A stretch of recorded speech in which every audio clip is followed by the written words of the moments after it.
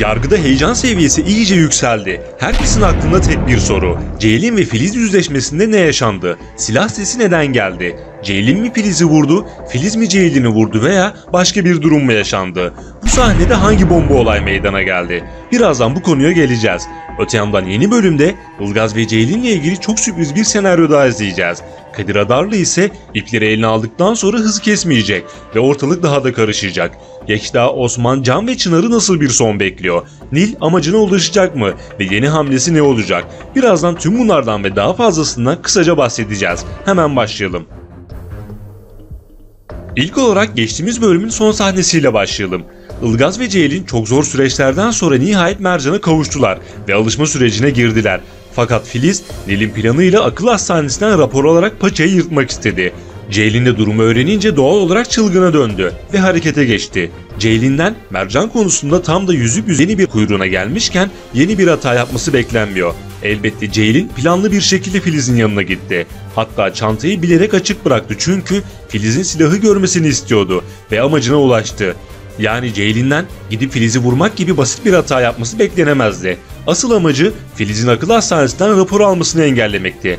Bu nedenle ısrarla Filiz'e birkaç kez Mercan'ı benden alman için beni öldürmen gerek dedi. Bu şekilde kuvvetle muhtemel Filiz'i kışkırtarak kendisini vurmasını sağladı. Yani bu sahnede Filiz'in Ceylin'i vurup yaralaması bekleniyor.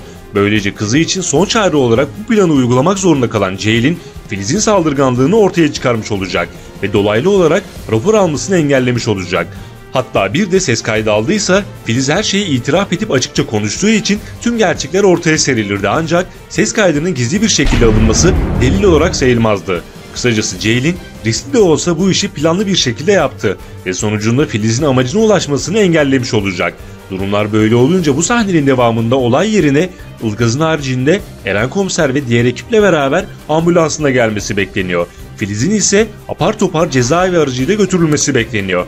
Bu şekilde Filiz meselesi de kapanmış olacak. Şimdi gelelim diğer bomba ve sürpriz konulara.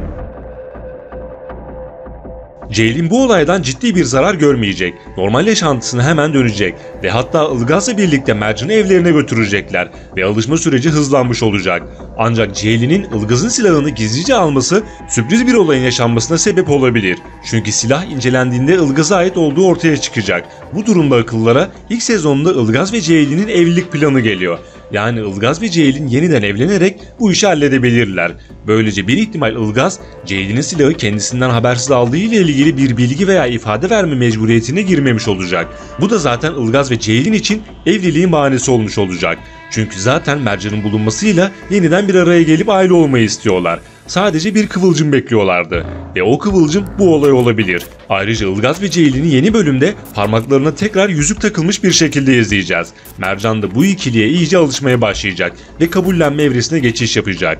Öte yandan yeni bölümde adliyede müfettişin gelerek teftiş yapması beklenecek ve bu konuda hazırlıklar yapılacak. Şimdi gelelim dizinin gidişatına yön verecek çok önemli mevzulara. Beklenildiği gibi Kadir Adarlı ipleri iyice eline almaya başladı. Yekta, Osman ve Can'la kirli işleri yapmaya devam etmek istiyor. Üstelik bunu onların isteğine bırakmıyor. Tehdit ederek zorla yaptırmaya çalışıyor.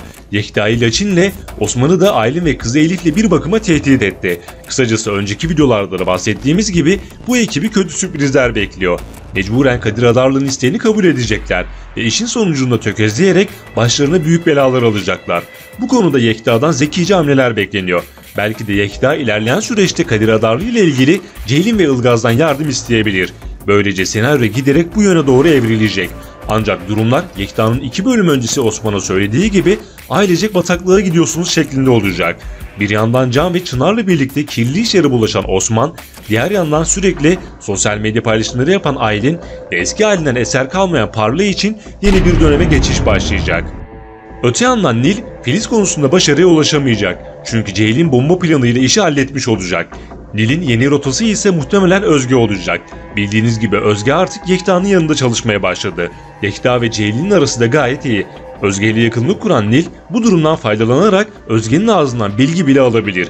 Kısacası Nil ortalığı karıştırmak için her fırsatı değerlendirmeye devam edecek.